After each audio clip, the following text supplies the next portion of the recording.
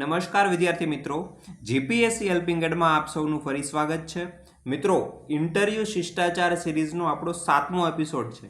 આ અગાઉ આપણે 6 એપિસોડની અંદર ઇન્ટરવ્યૂ રિલેટેડ મહત્વના વિષયો પર વાત કરી છે, જેની અંદર ઇન્ટ્રોડક્શન કેવું હોવું જોઈએ, ઇન્ટરવ્યૂમાં મેક્સિમમ માર્ક કઈ રીતે લઈ આવવા, ઇન્ટરવ્યૂમાં જે લો માર્કની રેન્જ છે, લોએસ્ટ માર્કની 10-20 માર્કની, એની અંદર કઈ રીતે ન આવવું, આ સિવાય તમારે ડ્રેસિંગ કેવું રાખવાનું મેલ ફિમેલ બંને માટે, તો આ બધા જ વિષયો ઉપર આપણે વાત કરી છે. હવે મિત્રો, આજના 7મા એપિસોડની અંદર આપણે એક બહુ ઇન્ટરેસ્ટિંગ વસ્તુ પર વાત કરવાના છીએ, અને આ મુદ્દો ચર્ચામાં પણ છે, પણ એ કઈ રીતે આપણા ઇન્ટરવ્યૂ રિલેટેડ છે એ પણ આપણે જોવાનું છે. તો સૌથી પહેલા મિત્રો, પેપર ફૂટે છે, પણ શું ઇન્ટરવ્યૂ ફોડી શકાય? આ વિશે તમે વિચાર્યું ક્યારેય? ઇન્ટરવ્યૂ ફોડવાનું છે આપણે, અને એ પણ કાયદેસર રીતે ફોડવાનું છે. હવે આ શું છે ઇન્ટરવ્યૂ ફોડવું એટલે શું? હું શું કહેવા માંગુ છું? તો સૌથી પહેલો પ્રશ્ન, શું ઇન્ટરવ્યૂ ફોડી શકાય? શું ઇન્ટરવ્યૂ ફોડી શકાય? તો તમને શું લાગે છે? આપણે કાયદેસર વાત કરવાની છે, ગેરકાયદેસર રીતે નહીં. શું કાયદેસર રીતે લીગલી ઇન્ટરવ્યૂ ફોડી શકાય? આનો જવાબ છે મોટી બધી હા. હવે પ્રશ્ન આવે, સાહેબ આ તમે શું કહો છો? ઇન્ટરવ્યૂ ફોડવું એટલે શું? મિત્રો, તમે શું સમજો છો ઇન્ટરવ્યૂ ફોડવાને? ઇન્ટરવ્યૂ રૂમમાં એન્ટર થાવ એની પહેલાં તમને ખબર હોય કે તમને કયા પ્રશ્નો પૂછાવાના છે, એટલે ઇન્ટરવ્યૂ ફૂટી ગયું. બરાબર વાત છે ને? કે ઇન્ટરવ્યૂમાં તમને કયા પ્રશ્નો પૂછાશે એની તમને ખબર હોય, એટલે ઇન્ટરવ્યૂ ફૂટી ગયું. તો યસ, તમને ખબર પડી શકે કે તમને કયા પ્રશ્નો પૂછાઈ શકે, એટલા માટે હું કહું છું કે ઇન્ટરવ્યૂ ફોડી શકાય. હવે પ્રશ્ન એ આવે કે શું આખું ઇન્ટરવ્યૂ ફોડી શકાય? નહીં. ઇન્ટરવ્યૂ તમારું 50% આટલું ઇન્ટરવ્યૂ તમે ફોડી શકો છો. આ હું મિનિમમ કહું છું, મિનિમમ. બરાબર છે? પછી નસીબ સારા હોય તો 70-80% પણ ફોડી શકાય. હવે આપણે જોવાનું છે કે સાહેબ તમે કીધું કે ઇન્ટરવ્યૂને આપણે ફોડી શકીએ, તો ઇન્ટરવ્યૂ ફોડવું કઈ રીતે, એ પણ પ્રશ્ન આવે. બરાબર? તો ઇન્ટરવ્યૂ કઈ રીતે ફોડવું, એના માટે આપણે એક વસ્તુ લઈ આવીએ છીએ, એ છે પીપીપી મોડેલ. આ શું છે? આ પબ્લિક પ્રાઇવેટ પાર્ટનરશિપ નથી. પહેલી વાત, પીપીપી મોડેલ શું છે? પ્રેડિક્ટ, પ્રેક્ટિસ અને પરફોર્મ. પ્રેડિક્ટ, પ્રેક્ટિસ અને પરફોર્મ. હવે આ શું છે એ આપણે જોઈએ. મિત્રો, આપણો ગોલ શું છે?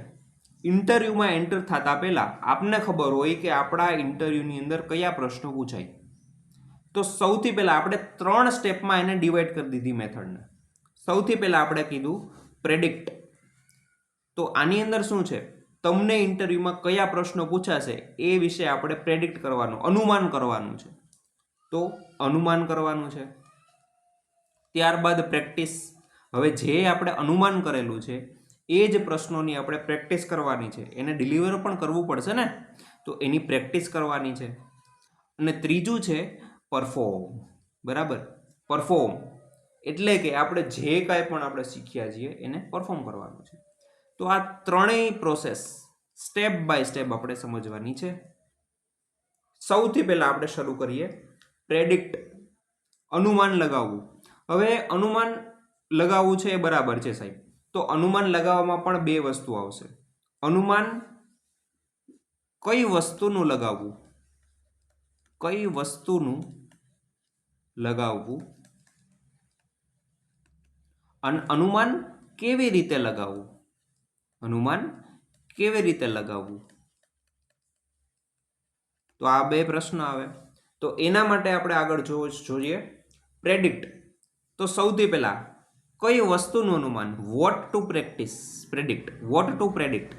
અને ત્યારબાદ આવશે હાઉ ટુ પ્રેડિક્ટ. તો વોટ ટુ પ્રેડિક્ટ, કઈ વસ્તુ આપણે પ્રેડિક્ટ કરવાની છે?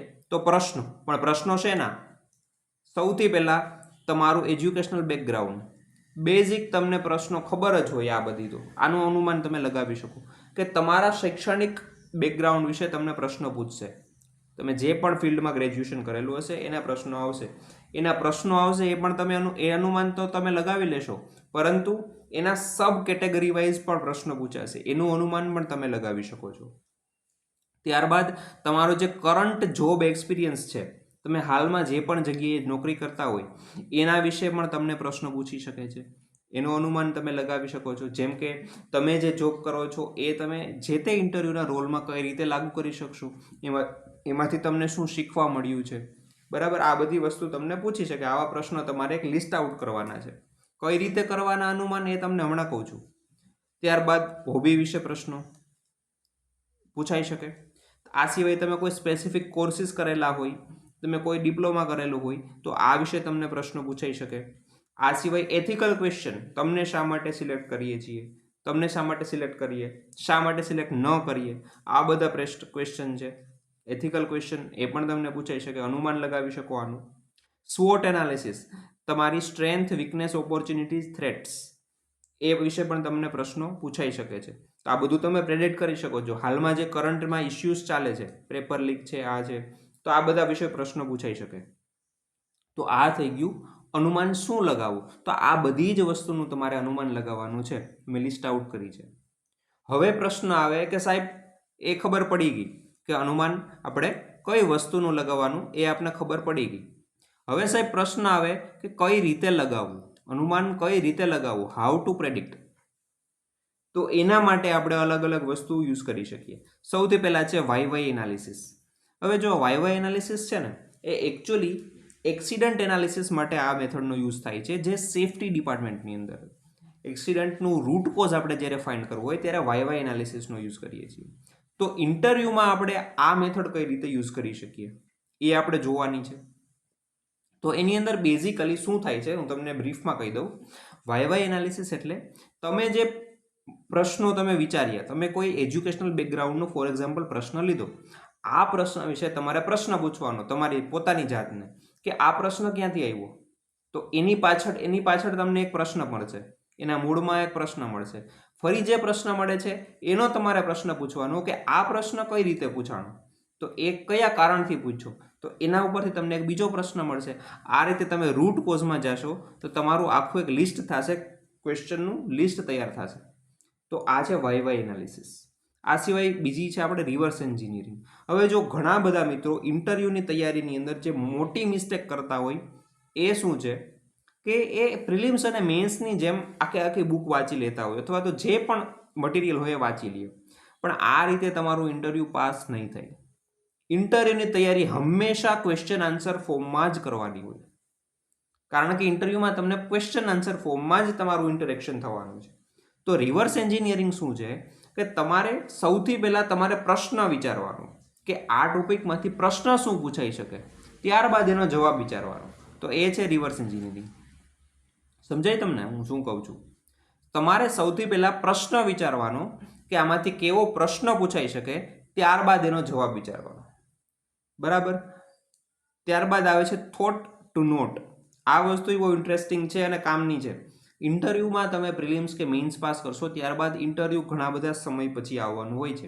તો આ સમયગાળા દરમિયાન તમારી પાસે એટલું બધું મટીરિયલ ભેગું થતું જશે કે ઇન્ટરવ્યૂના દિવસે આ બધું એકસાથે વાંચવું ઇમ્પોસિબલ છે.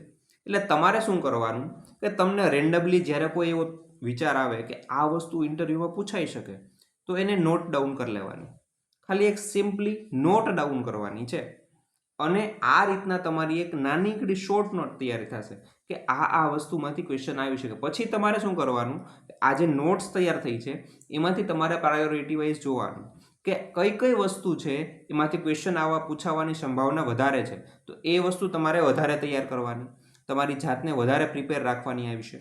તો એ છે થોટ ટુ નોટ. સમજાય? આ સિવાય છે કીવર્ડ્સ આર ધ કિંગ. તમે જે પણ પ્રશ્નનો જવાબ આપો છો એની અંદર તમે કોઈ એવો શબ્દ બોલ્યા કે જેમાંથી પ્રશ્ન પૂછાઈ શકે, કાઉન્ટર ક્વેશ્ચન પૂછાઈ શકે, તો એ થયો તમારો કીવર્ડ. એટલે કીવર્ડ વિશે તમારે ખાસ ધ્યાન રાખવાનું. તમારે જો તમારા ઇન્ટરવ્યૂની ડાયરેક્શન નક્કી કરવી હોય ને, તો આ કીવર્ડ્સનો ઉપયોગ તમે સારી રીતના કરી શકો છો કે તમારા પ્રશ્નના જવાબની અંદર કાંઈક એવો શબ્દ ઉમેરી દો કે જેમાંથી કાઉન્ટર ક્વેશ્ચન પૂછાવાની સંભાવના વધુ હોય અને આ કાઉન્ટર ક્વેશ્ચનનો જવાબ તમે ઓલરેડી તૈયાર કરેલો હશે. બરાબર? તો આ થઈ ગયું પ્રેડિક્ટ, એટલે કે કઈ વસ્તુ પ્રેડિક્ટ કરવી, અનુમાન કેનું લગાવવું અને કેવી રીતે પ્રેડિક્ટ કરવી. હવે જો મિત્રો, આ મેં બધી વાત કરી દીધી કે કઈ રીતે, કેવી રીતે, પરંતુ છતાં પણ આ વસ્તુ ટફ છે. તો એના માટે તમારે ઘણી વખત ગાઈડન્સની જરૂર પડતી હોય છે કે આ મારે સાહેબ તમે કીધું એ બધું સમજાઈ ગયું, પણ આ કરવું કઈ રીતે એ હજી નથી ખબર પડતી, થતું જ નથી. તો એના માટે જો તમારે ગાઈડન્સ કે એવું કંઈ જોતું હોય તો આપણે એક વસ્તુ લાવી રહ્યા છીએ અને જોડાયેલા રહેજો આપણી ચેનલ સાથે. બરાબર? આ સિવાય હવે આપણું જે પ્રેડિક્ટ પછી સેકન્ડ વસ્તુ આવે છે એ છે પ્રેક્ટિસ. હવે મિત્રો, પ્રેક્ટિસ એની અંદર પણ પાછા બે પ્રશ્ન આવશે. પ્રેક્ટિસની અંદર પણ બે પ્રશ્નો આવશે. એક આવશે કઈ વસ્તુની પ્રેક્ટિસ, કઈ વસ્તુની પ્રેક્ટિસ, અને બીજો પ્રશ્ન આવશે કેવી રીતે કરવાની પ્રેક્ટિસ, કેવી રીતે. બરાબર? આ પ્રેક્ટિસ કેવી રીતે કરવાની. તો આ બે પ્રશ્નો આવે. તો આપણે સ્ટેપ બાય સ્ટેપ આગળ વધીએ. પ્રેક્ટિસ, સૌથી પહેલાં કઈ વસ્તુની પ્રેક્ટિસ કરવાની છે? તો સૌથી પહેલાં ઇન્ટરવ્યૂમાં તમે અનુમાન લગાવી લીધું છે કે કયા કયા પ્રશ્નો પૂછાઈ શકે. હવે તમારે એ વસ્તુને ડિલિવર કરવી પડશે ને. ઇન્ટરવ્યૂ રૂમમાં તમારે બોલવાની છે એ વસ્તુ. તો સૌથી પહેલી વસ્તુ મહત્ત્વની, તમારી જે કમ્યુનિકેશન સ્કિલ છે એને ઇમ્પ્રૂવ કરવાની છે. તમે જે પણ તમારા વિચાર છે, તમે જે પણ યાદ રાખીને અથવા તો સમજીને ગયા છો, એ વસ્તુ તમારે એને સમજાવવાની છે ઇન્ટરવ્યુઅરને. તો તમારી કમ્યુનિકેશન ઇમ્પ્રૂવ કરવા માટે પ્રેક્ટિસ કરવી પડશે. ત્યારબાદ તમે જે બોલો છો એમાં ફ્લુઅન્સી અને કોન્ફિડન્સ હોવો જોઈએ. કોન્ફિડન્સ કઈ રીતે આવશે? તમે આ જે બધી જ આપણે વાત કરી છે ઇન્ટરવ્યૂ શિષ્ટાચાર સિરીઝના બધા જ એપિસોડમાં જેટલી વાત કરી છે એ તમે વ્યવસ્થિત રીતે ધ્યાને લઈ તમારી જાતને તૈયાર કરશો અને ત્યારબાદ ઇન્ટરવ્યૂ રૂમમાં એન્ટર થશો તો જ તમારામાં કોન્ફિડન્સ આવશે. કોન્ફિડન્સ ઇન્ટરવ્યૂ માટે બહુ જ ઇમ્પોર્ટન્ટ છે. બરાબર? ત્યારબાદ તમારો ટોન અને તમારી પિચ, એટલે કે તમે જે રીતના બોલો છો ઇન્ટરવ્યૂમાં, તમે જે જવાબ આપો છો એમાં એરોગન્સ ના દેખાવી જોઈએ. એટલા માટે તમારો ટોન અને પિચ વોઇસ છે એ ઇમ્પોર્ટન્ટ છે. તમે અંડર કોન્ફિડન્ટ પણ ના દેખાવા જોઈએ. એટલા માટે આ પણ તમારે પ્રેક્ટિસ કરવાની છે. ત્યારબાદ તમારી જે લેંગ્વેજ છે ઇન્ટરવ્યૂમાં એ પણ બહુ મેટર કરે. ઓફિશિયલ લેંગ્વેજનો યુઝ કરવાનો, એકદમ રફ લેંગ્વેજનો ઉપયોગ નહીં કરવાનો. બોડી લેંગ્વેજ છે, તો આ બધી જ વસ્તુની તમારે પ્રેક્ટિસ કરવાની છે. હવે તમે સમજી ગયા કઈ વસ્તુની પ્રેક્ટિસ કરવી. હવે આપણે સમજવાનું છે કઈ રીતે પ્રેક્ટિસ કરવાની. કઈ રીતે પ્રેક્ટિસ થાય? તો તમે મિરર પ્રેક્ટિસ કરી શકો છો, મોબાઈલ કેમેરાથી પણ પ્રેક્ટિસ કરી શકો છો. ગ્રુપ ડિસ્કશન બહુ જ ઇફેક્ટિવ વે છે પ્રેક્ટિસ કરવાનો. આ સિવાય મોક ઇન્ટરવ્યૂઝ તો તમારી પાસે હોય જ છે. તો આટલી રીતે તમે પ્રેક્ટિસ કરી શકો તમારા ઇન્ટરવ્યૂ માટે. તો આ તમારું સેકન્ડ થઈ ગયું, સેકન્ડ મેથડ થઈ ગઈ અથવા પિલર થઈ ગયું. ત્યારબાદ થર્ડ આવશે હવે પરફોર્મ. તો આપણે સૌથી પહેલાં અત્યાર સુધી શું જોયું કે આપણે અનુમાન લગાવવાનું છે, કયા કયા પ્રશ્નો પૂછાઈ શકે, કઈ કઈ રીતે પૂછાઈ શકે, એની અંદર કાઉન્ટર ક્વેશ્ચન કેવા પૂછાઈ શકે, બધી જ વસ્તુનું આપણે અનુમાન લગાવી દીધું. આપણે એક નોટ તૈયાર કરી દીધી. હવે આપણે એની પ્રેક્ટિસ પણ કરી લીધી કે આપણે કમ્યુનિકેટ કઈ રીતે કરવું, આપણે જે યાદ રાખ્યું એને ડિલિવર કઈ રીતે કરવું, અને અલ્ટિમેટલી તમે જે કંઈ પણ શીખા છો એને ઇન્ટરવ્યૂ રૂમની અંદર પધરાવી દેવાનું. એ થઈ ગયું આપણું પરફોર્મ.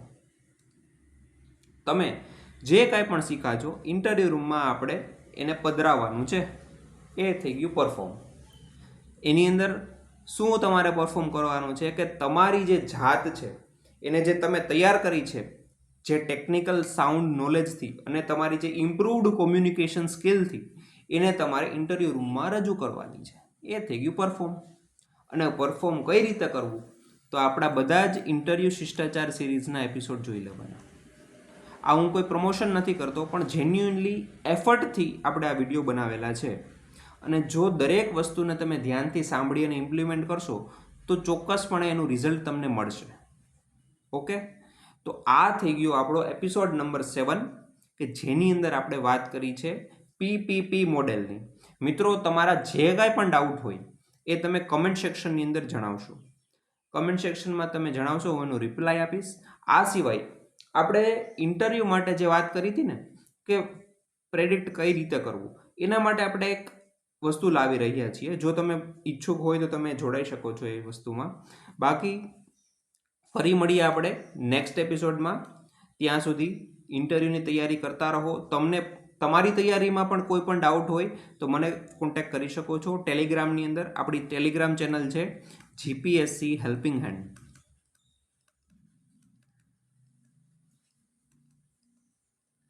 ટેલિગ્રામમાં જીપીએસસી હેલ્પિંગ હેન્ડ આપણી ટેલિગ્રામ ચેનલ છે, એની અંદર તમે મને કોન્ટેક્ટ કરી શકો છો.